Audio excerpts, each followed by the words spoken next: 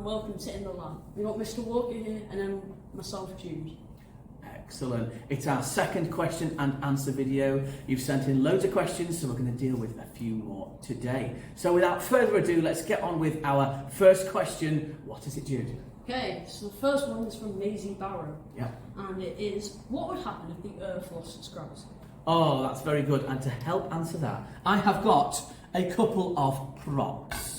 Here is the Earth, not the actual Earth, it's just a model. And of course, it is spinning all of the time. Now imagine, here's our little mascot, Preppy McPrepface. Imagine he is standing on the surface of the Earth. Of course, all the time, he's going to be going round. Now, if we were suddenly to lose gravity, that would mean there'd be nothing keeping us stuck to the surface of the Earth.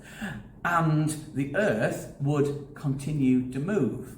And we would still have a lot of force, we'd be detached from it. We would still be moving quite quickly, but not at the same speed as the Earth. So if suddenly gravity disappeared, we wouldn't just gradually float off. The Earth is spinning quite fast, and so are we. But actually the Earth would keep on going and we'd start bashing into buildings and things. So we would suddenly become incredibly fast bombs, and we would bash into everything.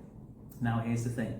What if the Earth suddenly stopped moving and we lost gravity? In that instance, or rather if it slowed down very slowly and then we lost gravity, we wouldn't float off into the Earth, because actually we need a force to push us off. If we jumped very hard, we would fly off and nothing would bring us back again. But if we stayed absolutely still as the Earth stopped, then we wouldn't float off. We'd need something to make us go off. So it would all depend on whether we jumped and whether the Earth is still moving when gravity stops. So there you go. Thank you, Preppy.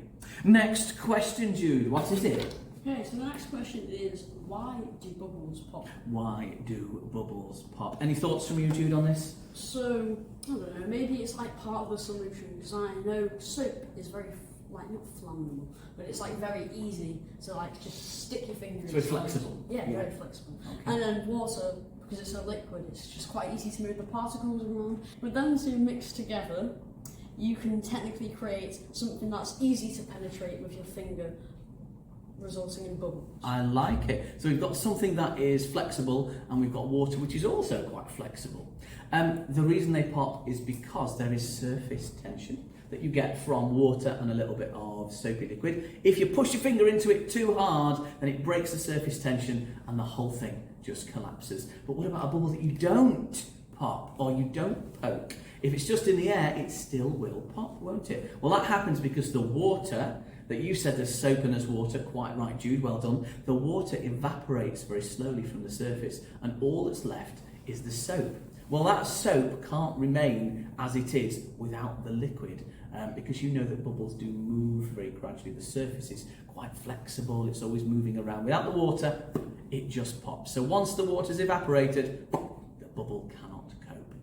Well, there you go.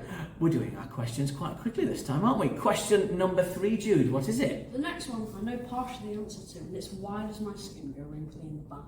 Why does your skin go wrinkly in the bath? Go on, if you know the answer, you can tell us. Because in primal times, many people, or Homo sapiens, dip their feet in water to try and create tension and grip. So if it's just us evolving. So if we put our hand in water, then it would like start after an amount of time, it'll start wrinkling. So, and if I were to do that, like that, but if I were to have wrinkles, it'll be much more like friction based, and it'll be harder to move. You're absolutely right. That's what scientists are suggesting, and it's only a fairly recent idea that it increases the grip. And if you're walking around and it's been raining, you need to have better grip on your feet, because people didn't used to wear shoes. So if you've got better grip, like you say, you're not going to slip.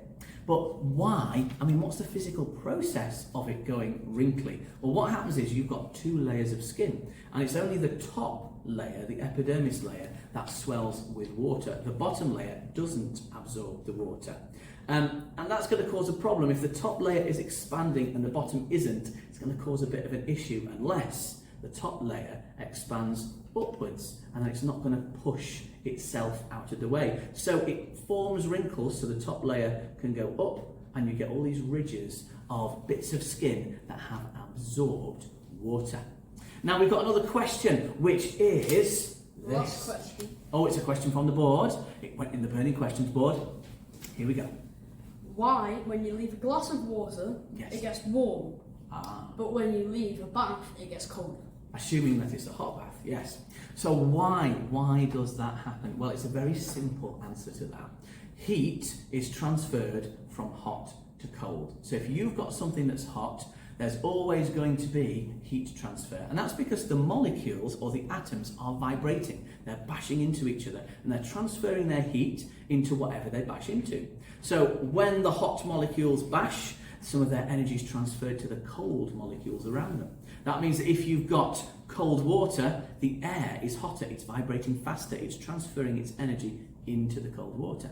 But if you've got a hot bath, the bath water molecules are vibrating really fast and they're going to transfer their energy to the cold air. So that's why whatever is hot is going to transfer some of its heat to whatever's cold. So I hope that answers your question. We are going to finish though with the killer question. As always, and this question was sent into our burning questions board. The question is for you, Jude. You can use the board if you want to do calculations, or you can just have a random guess. The question is this: how many stars are there? Now, it doesn't say in the solar system, because that would be one, the sun. It doesn't say in our galaxy or universe. It just says how many stars are there, and it doesn't mean celebrities. So we're not thinking about them. We're thinking about fusing balls of gas. So, do you want to go for it? He's having a little calculation. Here we go. And while he's doing that, here's a fun picture to look at on the screen. That's good, isn't it? And also, let me read to you out, we have actually got several other burning question pieces of paper here, but they're not even questions. One says, science is a super special subject, so thank you whoever wrote that. Someone here has written, Miss Taylor is the best, which obviously is nice, but not true. We know who is the best. We also have a comment here that says Group 9 is the best, and that goes back to a trip to Conway, so thank you to whoever put that in. Guess who's in charge of Group 9? Haha. Okay, have you got an answer for how many stars there are?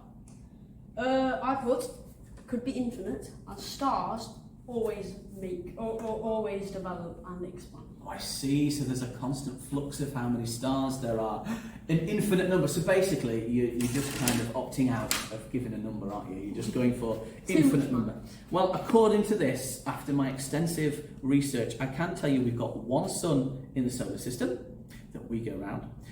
There are 100 billion stars, roughly, in our galaxy. And according to the scientists, there are 10 trillion galaxies in the universe. And if they all had 1 billion stars, that would be a total of 1 followed by 24 zeros. That's 1 septillion. Goodness knows how many there actually are. So you're probably right. Let's call it an infinite number. Remember, send your questions into inthelab@kingswarrington.com, or you can put them into the burning question board. Thank you for watching. Bye for now. Like and subscribe to In The Lab.